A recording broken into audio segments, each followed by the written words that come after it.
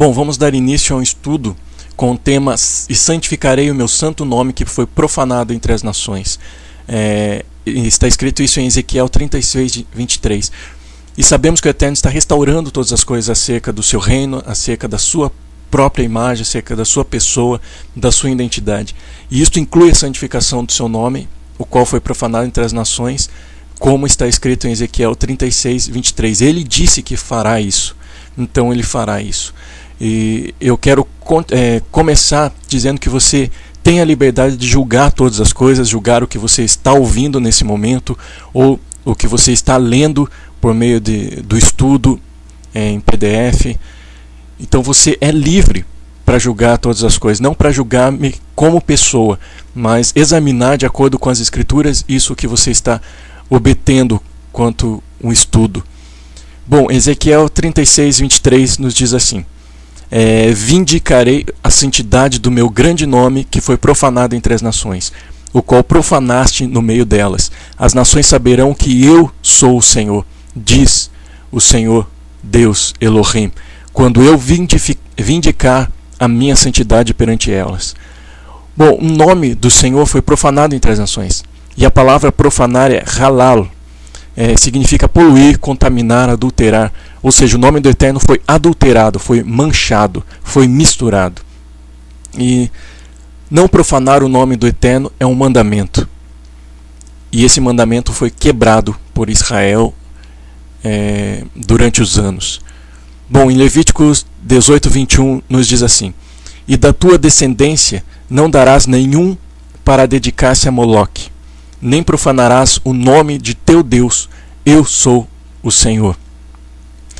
Bom, neste mandamento fica clara a ideia de que a dedicação do povo do Eterno a um falso Deus associaria o Eterno a esta prática. Então, portanto, o nome do Senhor não deveria estar associado a nenhum Deus pagão. E nós precisamos entender que o nome está associado com a identidade daquele que possui o nome. Portanto, quando o Senhor fala que seu nome foi profanado, isto também está incluído a adulteração da sua identidade e da sua imagem. Perdeu-se o verdadeiro sentido de quem ele é. Não que ele tenha mudado, ele é imutável, ele é o mesmo ontem, hoje, será para sempre. Ele é imutável, mas nós recebemos uma imagem distorcida. A sua identidade chega até nós de uma maneira distorcida. Bom, no hebraico e tanto no grego, o nome tem o sentido da identidade da pessoa. Bom, no grego é onoma e no hebraico é shem. No onoma, no grego, compara-se com um sinônimo. E tanto no grego quanto no hebraico usava-se onoma ou shem no hebraico como um sinônimo do indivíduo. Como um sinônimo do indivíduo, como um sinônimo da pessoa, aquilo que a pessoa representava. Por exemplo, Yeshua significa o Senhor é salvação. O seu nome representa aquilo que ele realizaria e a sua própria identidade. Então creio que é esse o foco da santificação do nome do Senhor. É isso que o Senhor está nos falando. Ou seja, a restauração da sua imagem, a separação da sua identidade dentre as profanações e imundícias das nações. O nome do Senhor relatado nas Escrituras é o tetragrama, o Yud, o Rei, o Vav e o Rei. E este seria o nome impronunciável do Eterno. E sabemos que até o exílio de Israel para a Babilônia e a destruição do segundo templo em 586 a.C., esse nome era pronunciado, segundo historiadores e estudiosos.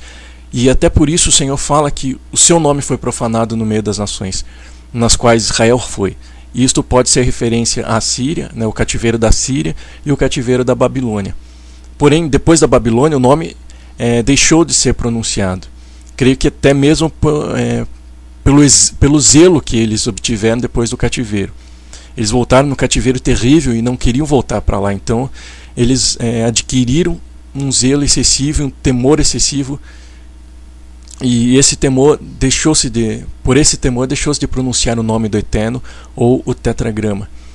Então, sendo somente pronunciado no Yom Kippur. Com os anos se perdeu a pronúncia correta. Hoje mesmo não se sabe ao certo qual é essa pronúncia. Então, com os anos começou a se falar Adonai, Elohim, Eterno, Hashem, para a substituição do tetragrama. E no decorrer da história gerou-se alguns nomes como Javé, Jeová, nomes estes devido à colocação das vogais de Adonai no tetragrama, no Yud, Rei, Vav, Rei, formando assim Yehová, e transliterando temos a palavra, o nome Jeová. Bom, a intenção aqui nesse estudo não é trazer se este nome está certo ou não, se Jeová é certo, se Javé é certo. A questão é santificar a identidade do Eterno. Mas claro que o nome do Senhor não é Jeová, não é Javé. Isso foram acréscimos que tiveram durante os anos, né, durante o tempo no qual esse nome não foi pronunciado. Bom, sabemos também que nas Escrituras não há o título Deus.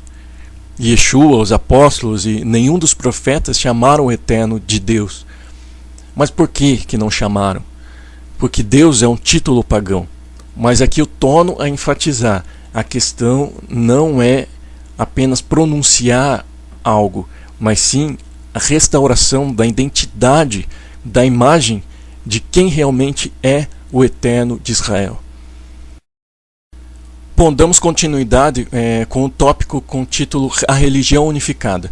Bem, no auge de Roma, após o concílio de Nicéia em 325 depois de Cristo, houve um bispo chamado Jerônimo que concluiu a tradução da Septuaginta para o latim.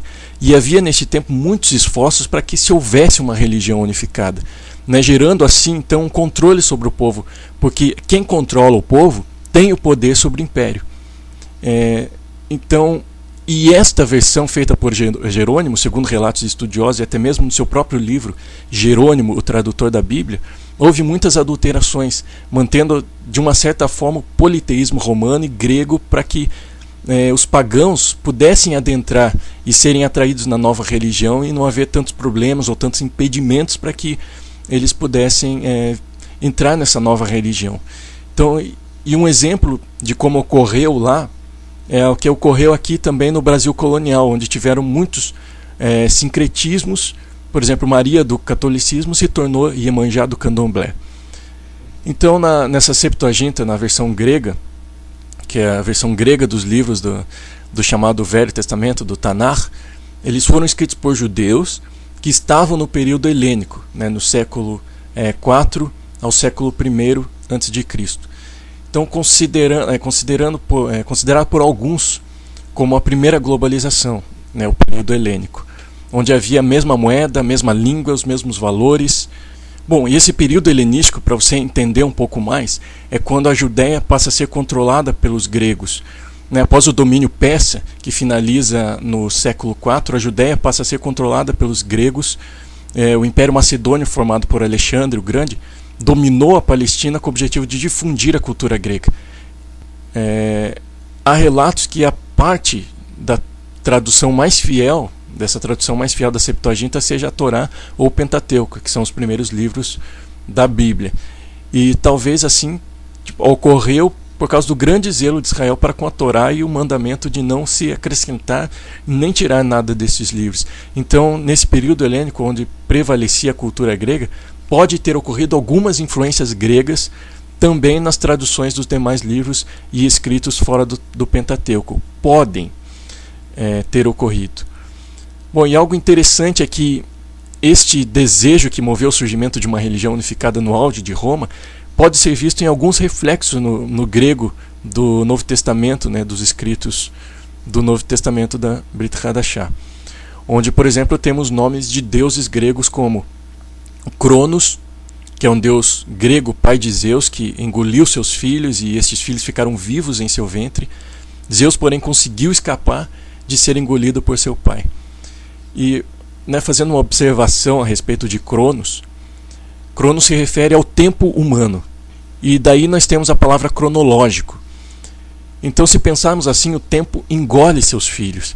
E este é um pensamento grego que remonta em nossos dias, ou seja, as pessoas são engolidas pelo tempo, presas no ativismo, totalmente contrária ao pensamento hebraico, onde o tempo é para servir o homem, não o homem para servir o tempo. E nós vemos esse Cronos, um exemplo escrito no Novo Testamento, está em 1 Pedro 1,20, que diz assim: conhecido com efeito antes da fundação do mundo, porém manifestado no fim dos tempos por amor de vós. Nesse no fim dos tempos, ali no grego está escrito Cronos. Mas eu quero colocar aqui que a questão não é o que está escrito no Cronos, mas a questão de um pensamento que nos foi implantado. Bom, outro nome de um outro deus da mitologia grega é o Hades, que nós encontramos também nos escritos do Novo Testamento. Hades era um deus grego que dominava sobre o lugar também chamado Hades, relacionado à vida após a morte. Um lugar subterrâneo onde se tinha o paraíso para as pessoas mais gloriosas e que honravam os deuses, e também tinha o Tártaro, que era o nível mais baixo no mundo inferior, e os que eram ruins e desonravam os deuses eram condenados a este lugar por toda a eternidade. Então essas duas palavras nós encontramos nos escritos do Novo Testamento, tanto Hades quanto o Tártaro. Em 2 Pedro 2,4 nós temos assim: ora, se Deus não poupou anjos quando pecaram, antes precipitando-os no inferno, os entregou a abismo de trevas, reservando-os para juízo. Este precipitando-os no inferno, o inferno aqui é Tártaro, o lugar mais inferior da terra, segundo a mitologia grega. Em Apocalipse 1,18 nós temos assim: e aquele que vive, estive morto, mas eis que estou vivo pelos séculos dos séculos, e tenho as chaves da morte e do inferno. Este inferno é Hades. Bom, no sentido bíblico, trazendo para o sentido bíblico do inferno que nós temos, não há um local quando morremos.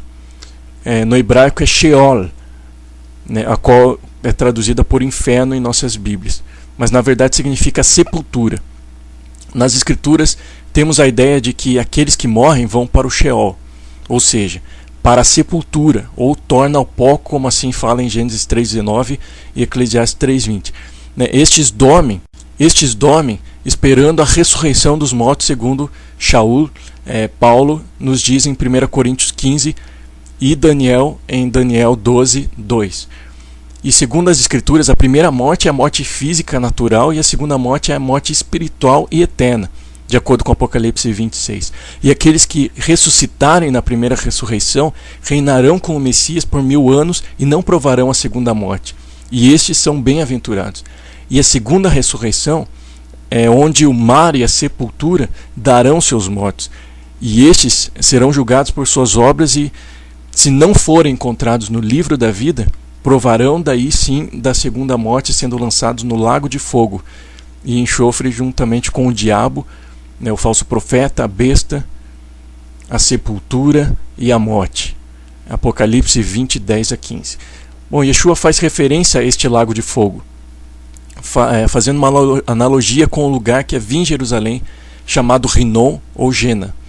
E neste local, nos tempos antigos, se queimavam crianças a Moloque, e mais tarde também passou a ser um local onde se queimava lixo. Bom, em Mateus 18:9 nós temos escrito assim, a respeito do lago de fogo: se um dos teus olhos te faz tropeçar, arranca-o e lança-o fora de ti. Melhor é entrares na vida com um só dos teus olhos, do que tendo dois seres lançado no inferno de fogo. Ali a palavra é Rinom, significando a Gena, o lugar onde se queimavam os lixos em Jerusalém. Em Mateus 16:18 nós temos assim: também eu te digo que tu és Pedro, e sobre esta pedra edificarei a minha igreja, e as portas do inferno não prevalecerão contra ela. Ou seja, no pensamento hebraico ali a palavra é Sheol, ou seja, e as portas do Sheol não prevalecerão contra ela. As portas da sepultura, as portas da morte. Bom, então nesses versos acima, o Senhor Yeshua está falando que as portas do inferno não prevalecerão contra a sua igreja. Bom, no conceito grego de Hades, pensamos que o inferno e os demônios que lá estão não prevalecerão contra o avanço da igreja. Porém, a palavra hebraica traz o conceito da sepultura, como vimos. Então, as portas da sepultura não prevalecerão contra a igreja. Ou seja, a igreja do Senhor não entrará à sepultura, no Sheol. E vejo nisso, se tirarmos o conceito grego de inferno, Hades, a nossa visão muda. porque o conceito grego de inferno, o pensamento de Hades é diferente do pensamento de Sheol. Bom, outro ponto é que as escrituras não fazem referência a um local onde o diabo domina com seus demônios, ou seja, não há referência a um local quando as pessoas morrem, elas vão para serem atormentadas por esses demônios. Não há nenhum diabo com um tridente te atormentando. Bom, o diabo anda pela terra, passeando por ela, como diz em Jó 1,6. Ele faz morada na terra e as pessoas, como naquela passagem que o Senhor Yeshua fala que quando um demônio sai de uma pessoa e voltando, encontrando a casa vazia e limpa, ele então traz mais 7 com ele. Ou seja, as pessoas podem ser morada de demônios. E isto foge um pouco do conceito da mitologia grega de Hades. E nesse Sheol, do conceito hebraico, diferente do Hades grego, não há obras de entendimento, conhecimento ou sabedoria alguma. Assim que nem Salomão fala em Eclesiastes 9:10, que nos diz assim: tudo quanto te vier a mão para fazer, faze-o conforme as tuas forças, porque no além, ou seja, no Sheol, para onde tu vais, não há obra, nem projetos, nem conhecimento, nem sabedoria alguma. Então a gente vê que há uma certa diferença entre Hades e Sheol. Se nesse momento agora eu morro, eu pego e durmo esperando a ressurreição, ou a primeira ou a segunda ressurreição. Então, fazendo um resumo, uma síntese, nós temos o seguinte, a respeito dessa questão de Sheol ou Hades. E, biblicamente nós temos o seguinte: nós temos a primeira morte, que é dormir no Sheol, à espera da ressurreição, e nós temos a segunda morte, que é o lago de fogo e enxofre. Nós temos a primeira ressurreição, que é aqueles que morreram a primeira morte pelo testemunho de Yeshua e pela palavra de Deus. Estes reinarão com Yeshua durante 1000 anos. Aqueles que morreram em prol de uma causa ressuscitarão na primeira ressurreição. Na segunda ressurreição, são aqueles que serão julgados segundo as suas obras, e se não forem achados no livro da vida, serão lançados no lago de fogo. Bom, encerrando esse assunto, nós entramos agora num outro nome de um outro deus grego que contém no Novo Testamento. Ouranos, é o deus grego relacionado ao céu. E nós vemos em Apocalipse 29 este nome. Marcharam então pela superfície da terra e sitiaram o acampamento dos santos e a cidade querida. Desceu, porém, fogo do céu e os consumiu. Desceu, porém, fogo de Ouranos e os consumiu. Bom, passando para um outro conceito grego que nos foi implantado por causa de uma tradução, nós temos psique e eros. Psique está relacionada à alma, da onde vem psicologia, psiquiatria, o estudo da alma, e o eros, que significa desejo, o deus do desejo. Nós temos uma história que foi criada no século II depois de Cristo a respeito da psique e eros. E psique e eros, psique está escrito no Novo Testamento.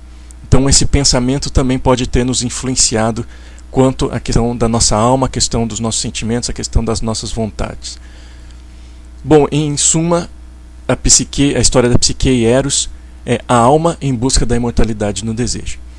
Mortalidade no desejo. Bom, essa história é assim. Psique era uma bela mortal e a chamavam de Vênus, Afrodite. Afrodite é a deusa do amor. Esta deusa não gostou desta história e mandou seu filho Eros, que é o Cupido, o deus do desejo, ir até Psique e lançar uma de suas flechas para que ela se apaixonasse pelo homem mais feio que existia. Então Eros faz o que sua mãe pede, mas quando está para executar a missão, ele se apaixona por Psique e, sem querer, se fere com sua própria flecha. E apesar de Psique ser muito bela, ela não conseguia achar alguém que se apaixonasse por ela. Então seus pais consultam Apolo e ele diz que era para ela ir no alto da montanha onde encontraria seu marido, ou seja, um monstro. E enquanto Psique está nesta montanha, Eros, o Cupido, aparece a ela na escuridão, mas em uma dessas aparições Eros adormece e Psique pega uma lâmpada para ver o rosto de seu marido, o qual lhe falaram que era um monstro. Porém, Eros acorda enquanto Psique está com a lâmpada para vê-lo. Ele fica muito triste por ela ter desconfiado e querer ver seu rosto. Então ele voa tristemente. Mais tarde, Psique vai ao encontro de Eros, o qual está ferido em consequência do óleo quente da lâmpada que caiu sobre ele. Ela vai no templo de sua mãe Afrodite, da mãe de Eros.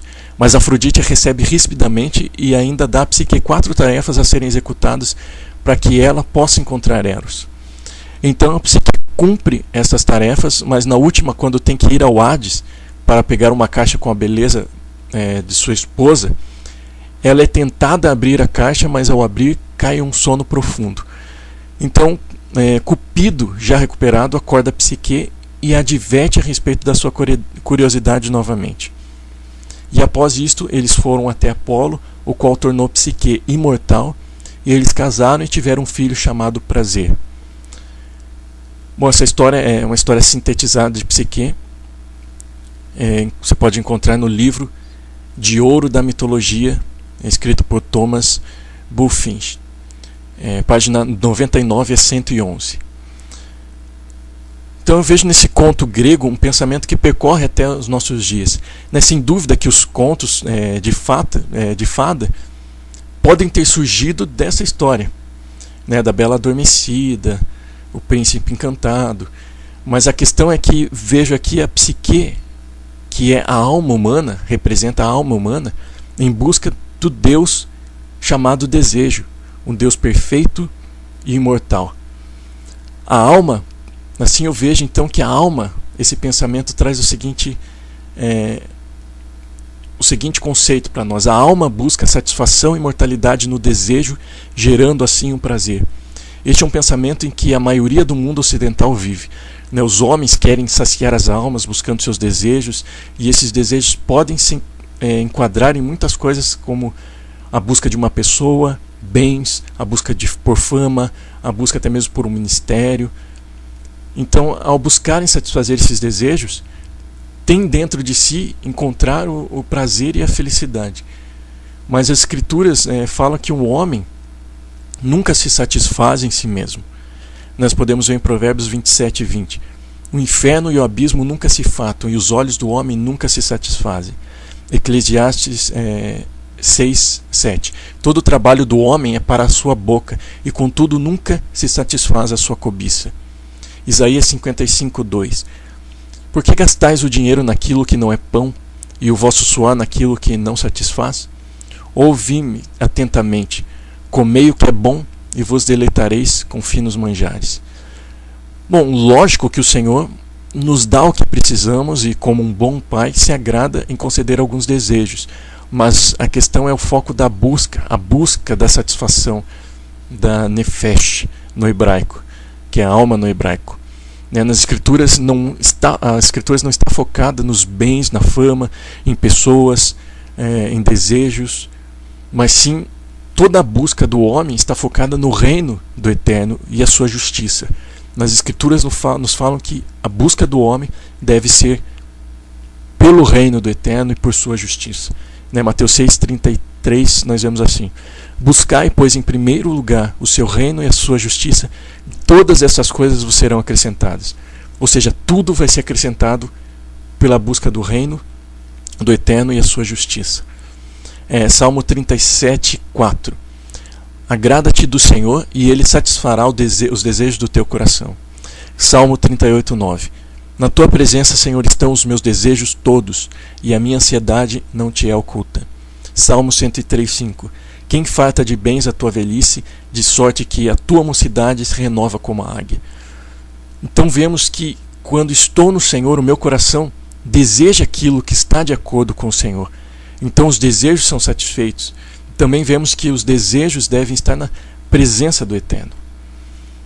No último verso que a gente vê em Salmo 103, 5, Davi está falando com a sua nefesh, com a sua alma, dizendo a ela que o Senhor quem dá a ela a fartura. Ou seja, não é uma outra busca, não é a busca por outras coisas, Então essa palavra psique também está contida nos escritos do Novo Testamento.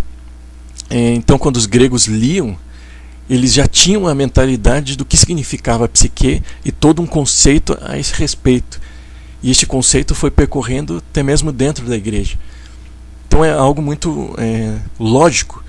Se os gregos que estavam ali liam, né, os escritos do Novo Testamento e viam ali escrito psique, ou seja, eles já tinham em mente o conceito, já tinham em mente a história da psique, a busca da psique, da alma pela satisfação, pelo desejo, pelo prazer nas coisas, enfim. Isso nós vemos lá em Lucas 21:19, né, essa palavra psique. É na vossa perseverança que ganhareis a vossa alma. Ou seja, é na vossa perseverança que ganhareis a vossa psique. Mas no conceito de nefesh, a alma no hebraico, é que a nefesh está sujeita ao Senhor e busca o eterno e nele encontra a imortalidade. É totalmente diferente do conceito de psique e eros. Bom, o ponto, né, a respeito de tudo isso que nós vimos, a respeito dos nomes, escrito no Novo Testamento, o que eu quero trazer aqui é o fato de que estes nomes provavelmente não seriam escritos pelos apóstolos hebreus. Não seria escrito por Paulo, por Pedro, né, por Kefa, por Shaul, por Yaakov, Tiago. E se levarmos a nossa mente para o contexto em que esta religião em Roma estava sendo articulada, fica mais fácil até nós entendermos que os gregos da época se sentiam muito mais confortáveis ao lerem escritos sagrados em que continham nomes de seus deuses, deuses que eles conheciam muito bem. Então era mais fácil a familiarização desses gregos com o cristianismo, né? Porque os personagens de sua mitologia, da mitologia que eles estavam familiarizados, estavam presentes nos escritos da Bíblia. Então a outra questão é que se eles já tinham um conceito de Hades como inferno, então eles não precisavam mudar muito o conceito do que era inferno. Eles não tinham conceito de Sheol, mas eles tinham um conceito de inferno. Então eles viviam aquele conceito. Então, porque era isto que estava escrito nos livros sagrados, estava escrito Hades. Então o conceito percorreu até os nossos dias, não mudou-se a mentalidade ou o pensamento a respeito disso. Então agora, se eles lessem Sheol, eles teriam que mudar a mentalidade a respeito de inferno, entre aspas, e se adequarem ao pensamento hebraico de Sheol. Então, no contexto original hebraico, os nomes descritos acima são Sheol, né, sepultura, relacionado a Hades, Shammai, que é céus, Nefesh, que é a alma, a atividade da mente, a vontade, o caráter, e uma das palavras para tempo é Yom, dia, tempo, ano. Né, palavras essas que não se identificam nem um pouco com os deuses gregos da mitologia. Então, eu quero deixar bem claro aqui que não é a questão do nome, de estar escrito ali na Bíblia. Agora não é questão de jogar fora a Bíblia, que está escrito ali deuses, nome de deuses da mitologia grega. Não é essa a questão é mentalidade, a questão é pensamento com o qual isso chegou até nós. É esse o foco, a mentalidade, mudar a mentalidade. Eu posso até ler ali céus, Uranus, Sheol, posso ler Hades no grego, mas ter uma mentalidade hebraica da qual os escritores ali tinham, Paulo, Shaul, com o pensamento que eles escreveram. Então nisso está a restauração. Não é jogar fora as escrituras e a Bíblia. Só queria complementar um pouco com um entendimento que eu tive a respeito de buscar e pedir. Nós vemos que nas escrituras o Senhor sempre fala para buscarmos a Ele, não para pedirmos a Ele.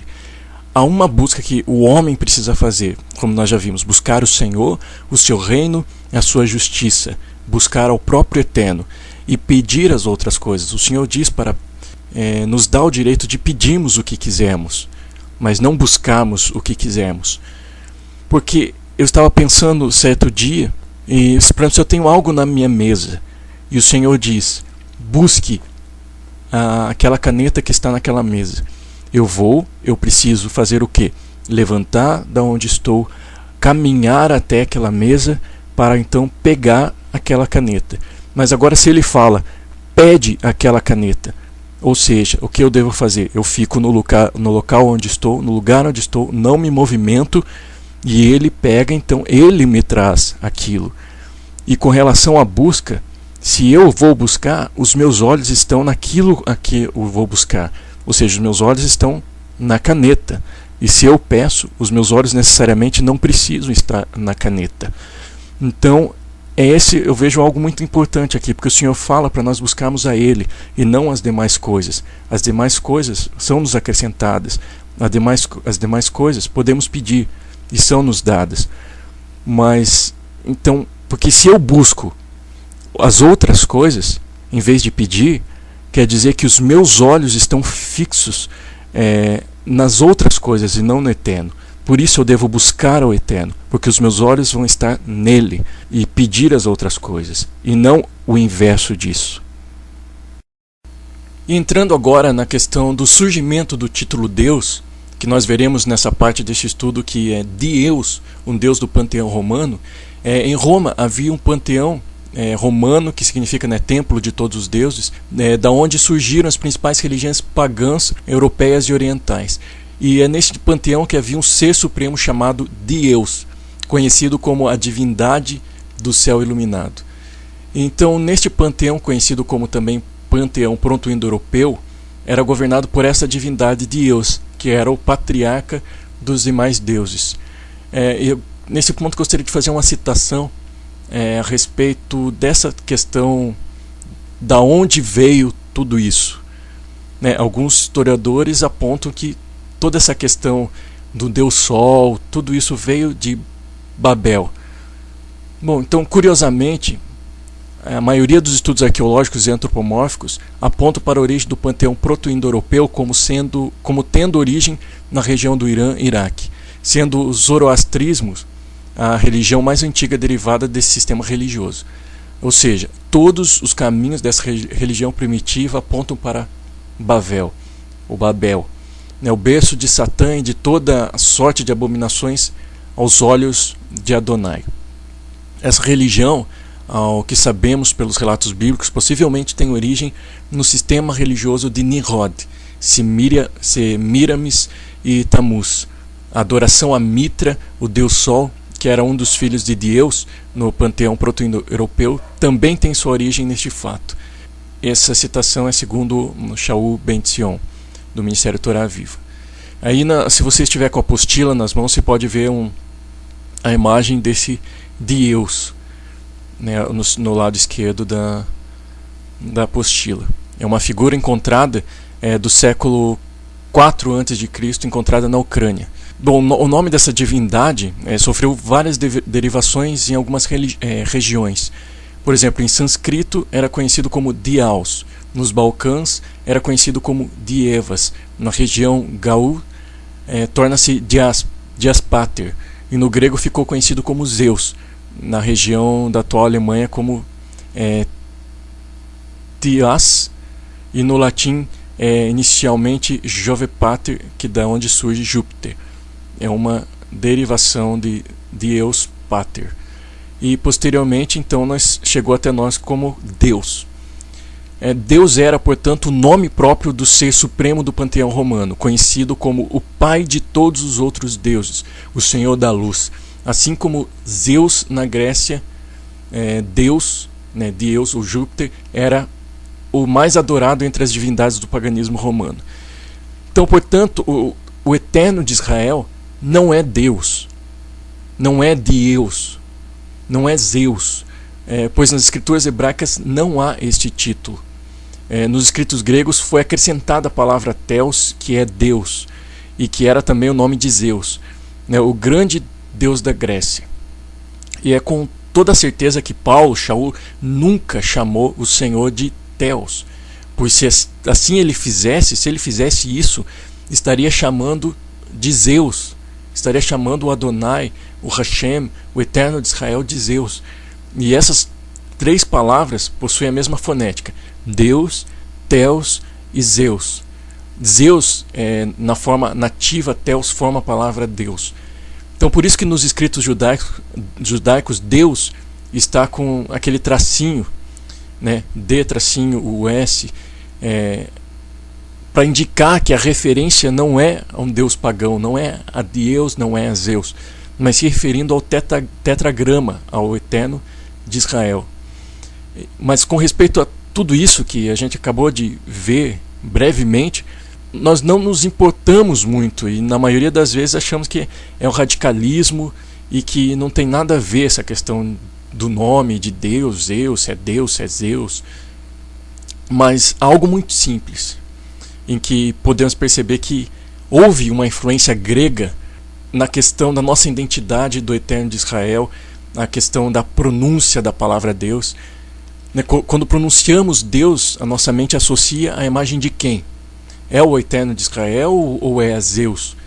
É essa questão aqui, esse é o foco, a mentalidade com que nós vemos Deus. Não é simplesmente a pronúncia de Deus, se é errado, se é pecado pronunciar Deus, mas sim a mentalidade com que nós nos achegamos ao Eterno de Israel.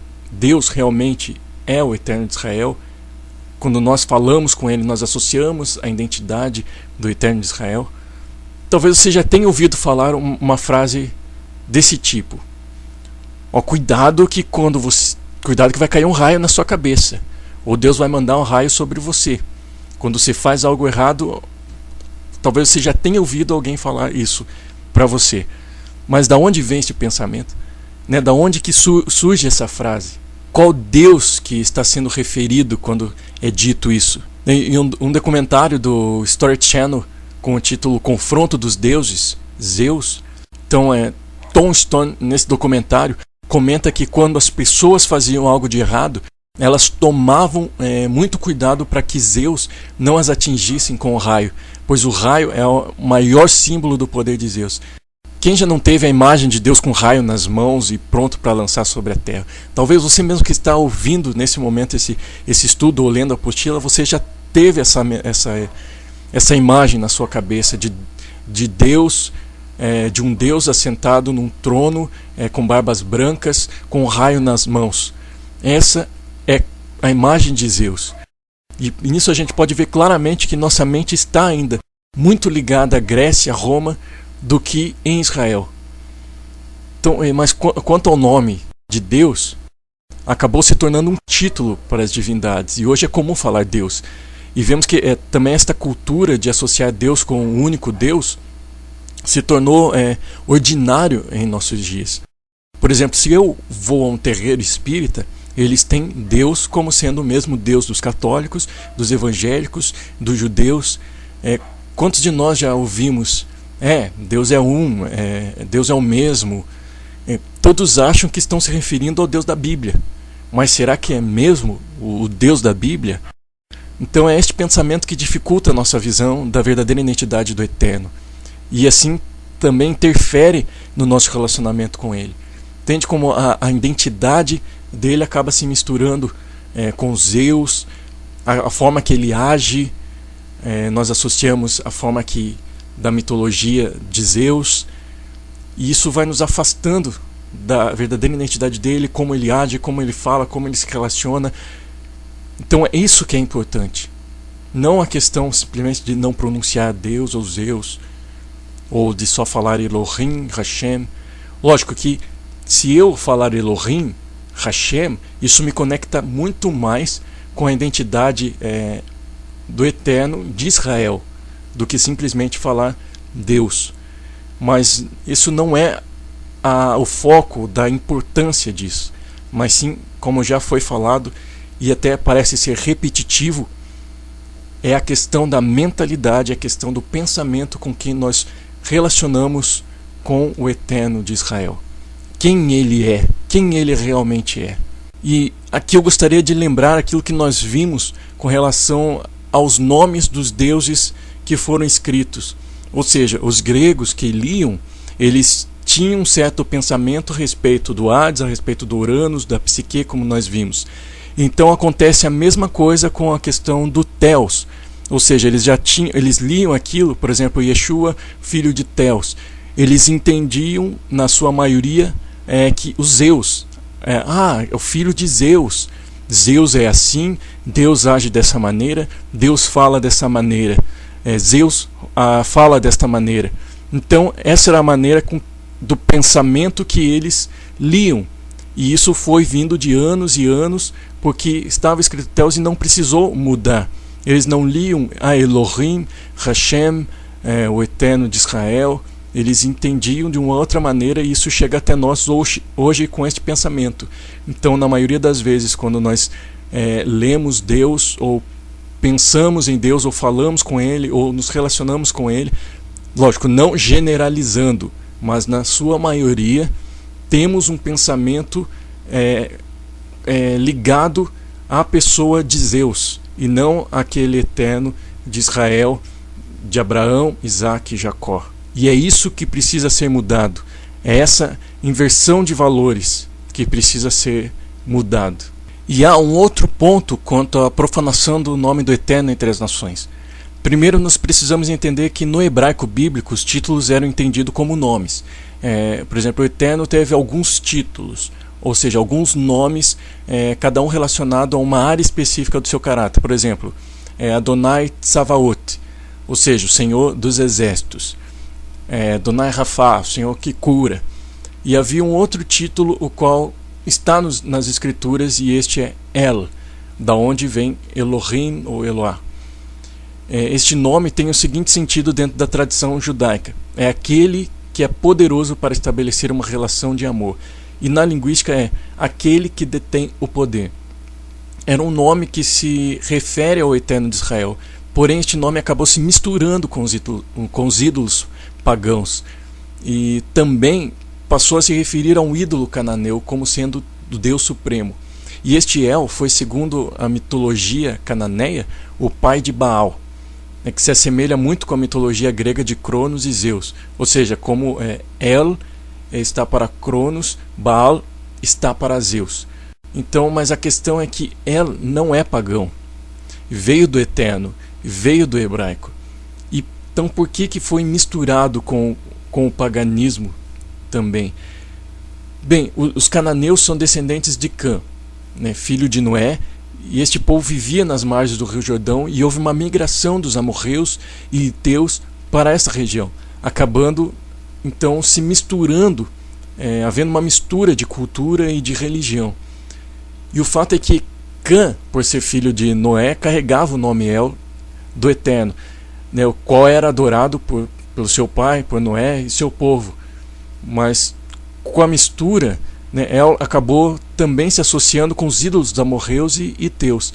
Então esses povos acabaram se pronunciando ela, mas associando aos seus ídolos.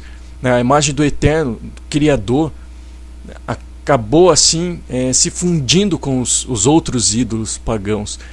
Mas ele, como ele mesmo disse, ele santificará o seu nome, restaurando a sua imagem, restaurando a sua identidade no meio das nações, no meio dos povos. E todos saberão quem ele é, quem ele realmente é. E, então, resumindo, ela passou a ser usado por seres espirituais, coisas para simbolizar divindade, e também passou a ter o sentido de Deus dos gregos. A princípio, ela era usado somente para o Eterno de Israel, mas acabou se misturando e acabou também sendo usado para outras divindades, outros ídolos, até mesmo para coisas, árvores. Nós vemos isso nas Escrituras. E vemos em Juízes 2:13 que o povo de Israel se contaminou com este povo e serviu aos ídolos pagãos. Ou seja, eles também estavam profanando o nome do Eterno, associando ela com Baal, Astarote e Azerá. E eles desobedeceram ao Senhor, ao Eterno, porque ele disse para o povo extinguir todos os que estavam em Canaã. Mas eles não fizeram isso, e então eles se misturaram. Os povos pagãos permaneceram ali junto com seus ídolos, e eles acabaram absorvendo toda aquela cultura pagã, que acabou misturando o nome do Eterno, a identidade do Eterno com aquele povo. Isso nós podemos ver lá em Juízes 2:3, que nos diz assim: porquanto deixaram ao Senhor e serviram a Baal e Astarote. E você pode ver o relato em Juízes 1 que o povo de Israel não obedeceu à ordem do Senhor. Até mesmo se vê lá em Juízes 1, 28, nos diz assim: e sucedeu que quando Israel cobrou mais forças, fez dos cananeus tributários, porém não os expeliu de todo. E era para eles expelirem de todo o povo cananeu, mas eles não fizeram e acabaram, então, como vimos, se misturando com a cultura. Então vemos que o Eterno, o próprio Eterno, vai tirar estes nomes da boca do seu povo. E é interessante, nós vemos no livro de Oséias, Oshea, uma profecia que declara que o Senhor tirará da boca do seu povo o nome das divindades pagãs. O Senhor restaurará e santificará o seu nome juntamente com a sua identidade.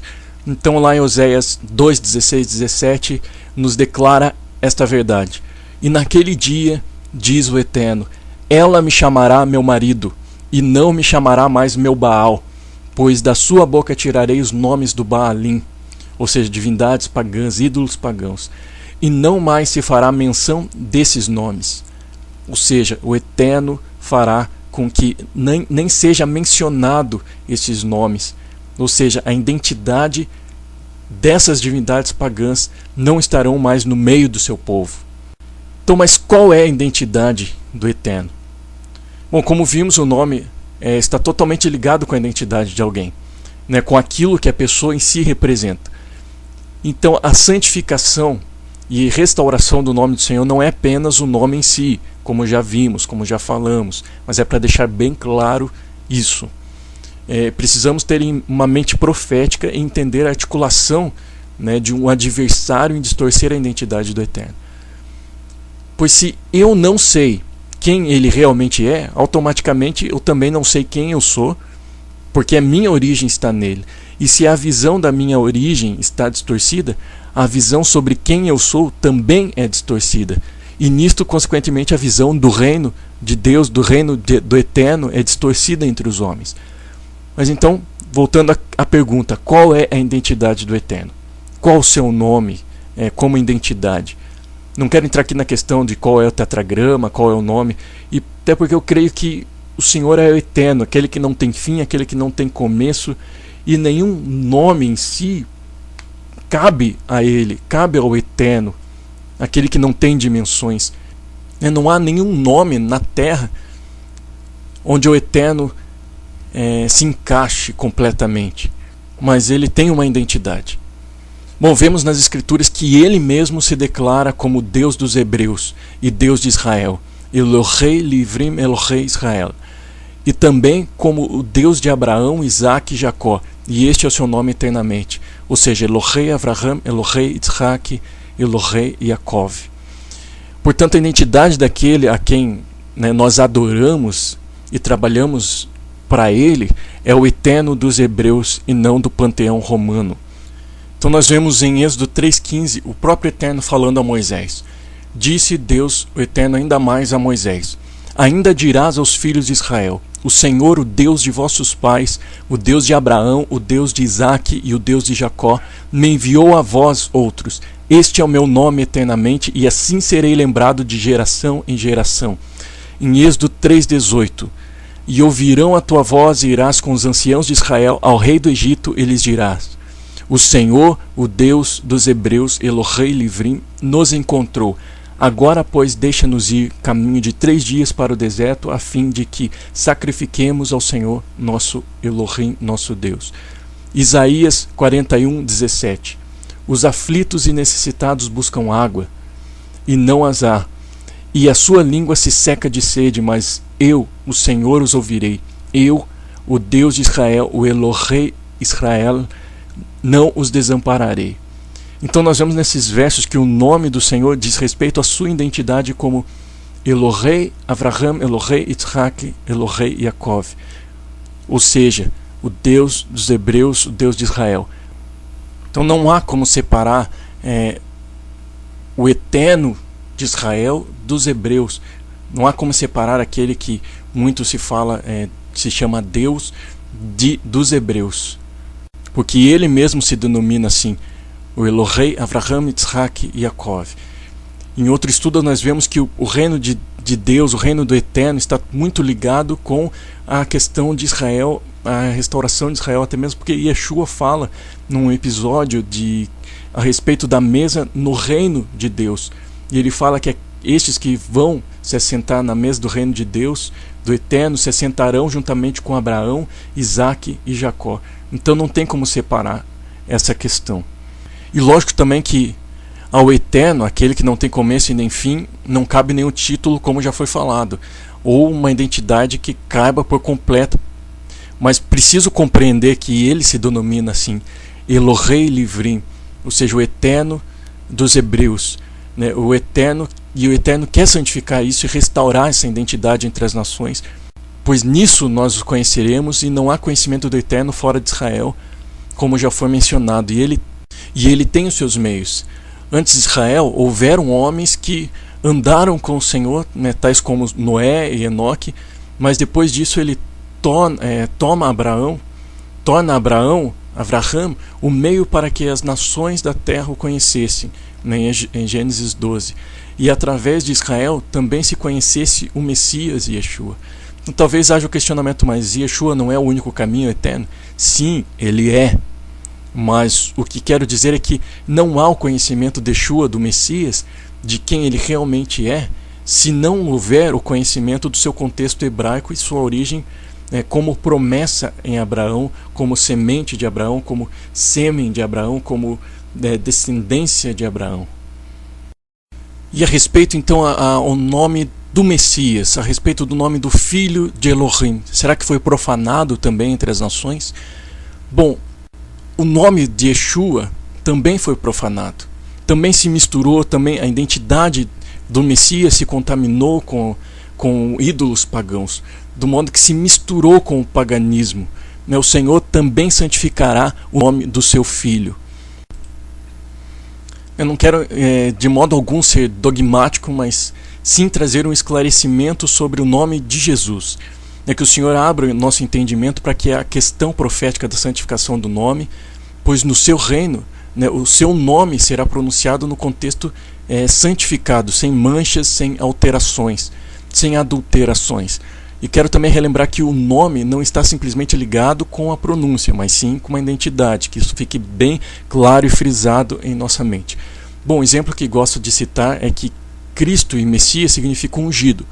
Porém, na maioria das vezes, nos sentimos desconfortáveis em falar Messias. Parece que são parece que são pessoas diferentes que nós falamos, né? Mas por quê? Porque são palavras entrelaçadas a culturas diferentes. Cristo nos remete a Roma, a Grécia e tudo aquilo que foi em torno do título Cristo. Porém, Messias nos conecta com a originalidade de Israel e o contexto original do que significa Messias ou ungido, o Mashiach. Por isso o Messias soa estranho, pois nos trazem contextos diferentes. A mesma coisa ocorre com Jesus e Yeshua. Parecem que são pessoas diferentes. Muitos não falam Yeshua, pois acham estranho e parece que se refere a uma outra pessoa. Mas por que isso acontece também? Porque há o mesmo princípio contido em Messias e Cristo. O que está atrelado a Yeshua não é o mesmo que está atrelado a Jesus. Mais uma vez eu repito que a questão é a mentalidade com que agimos e nos referimos ao Filho do Eterno e ao próprio Eterno. A questão é mudar a mente, e pronunciar Yeshua me ajuda a me conectar com sua verdadeira identidade, ou seja, me conecta com o seu contexto de vida, com a sua humanidade, me conecta com a sua messianidade em Israel. Não é tudo pronunciar Yeshua, mas me ajuda. Bom, então será que Jesus e Yeshua é a mesma coisa? Nós pensamos que Jesus é a transliteração de Yeshua. Porém, segundo estudiosos da língua grega, Jesus não é a transliteração de Yeshua. A transliteração seria Yeshua, porque a letra J, segundo os relatos, só apareceu mais ou menos no século 14 depois de Cristo. Então, nos escritos gregos do Novo Testamento, Yeshua está como Jesus, enquanto a transliteração correta, segundo o linguístico, seria Yeshua. Aí eu pergunto, então, por que Jesus ou no português Jesus? Se nós voltarmos um pouco e pensarmos naquilo que vimos sobre o desejo da religião unificada, nós poderemos notar que esta mudança facilita a entrada dos pagãos, pois liam algo como Jesus, filho de Zeus. Não sei dizer o que significa Jesus ou Jesus. Há muitas especulações sobre isso, mas sei que não é a mesma coisa que Yeshua. Jesus não é a mesma coisa que Yeshua, mas há muitas especulações sobre o que significa Jesus e eu não quero entrar muito nessa questão. Mas algo interessante de se notar é que Jesus, no hebraico, pode ser o Senhor a cavalo, pois Sus em hebraico é cavalo, e é o Senhor. Então nisso acho muito pouco provável que os escritores judeus como Shaul, Paulo, Pedro, Kefa, Yaakov, Tiago, Yohanan, João, escrevessem em suas cartas para judeus algo do tipo Jesus, pois estes hebreus entenderiam o Senhor é cavalo e não entenderiam Yeshua, que é o Senhor é salvação, Elohim é salvação. Então, em várias passagens há relato do uso do nome de Yeshua, mas eu quero citar duas passagens, em Neemias 11:26 e 12:8. Há um relato de uma cidade e um levita, ambos com o nome Yeshua no original do hebraico. Neemias 11:26 nos diz assim: e em Jesua, em Moladá e Bet-Palet. Neemias 12:8. Também os levitas Jesua, Benui, Cadmiel, Serebias, Judá e Matanias. Este e seus irmãos dirigiam os louvores. Bem, então nesses versos nós temos no original o nome Yeshua. Ou seja, em Yeshua, citando a cidade, e o levita com o nome Yeshua. Mas na Bíblia grega está transliterado da forma correta, ou seja, Yeshua. A transliteração que é esta que em português temos Yeshua. Então aqui nós lemos Jesua, no português. Portanto, nessa passagem está correta a transliteração, a não ser pelo acréscimo do J. Como já vimos, foi no século XIV que houve o aparecimento da letra J. Mas a questão é que Yeshua e Yeshua são a mesma pessoa, é o mesmo nome no original. E aí eu pergunto, por que neste texto não está Jesus, mas nos escritos do Novo Testamento está? Sendo que o mesmo Yeshua que está aqui é o mesmo que está lá. Então fica essa reflexão para nós.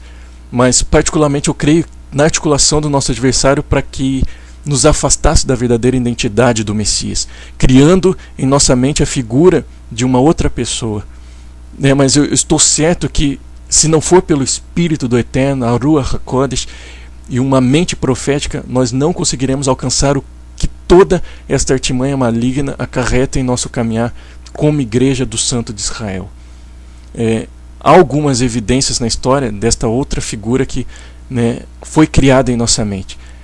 Basta nós observarmos um pouco os retratos de figuras como Jesus na Santa Ceia. Nós vemos ali um homem com roupas romanas e gregas em um ambiente nada hebraico, nada judaico, com uma fisionomia não muito ligada à nacionalidade de sua origem, ou seja, a Israel, ao contexto israelita. E muitas vezes aparece com uma auréola ao redor da cabeça. E esta auréola foi acrescentada por influência de um deus grego chamado Hélios, deus solar. E este mesmo Deus teve seu nascimento em 25 de dezembro. Será coincidência?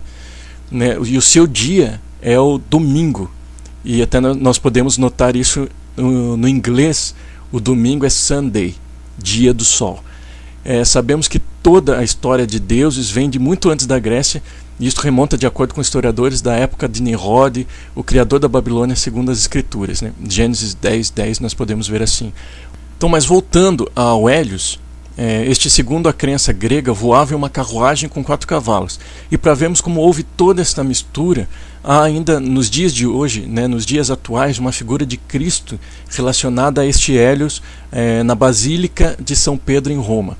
Se você estiver lendo na apostila ou em algum artigo, você vai poder ver do lado aí esta imagem da Basílica de São Pedro, do século IV depois de Cristo.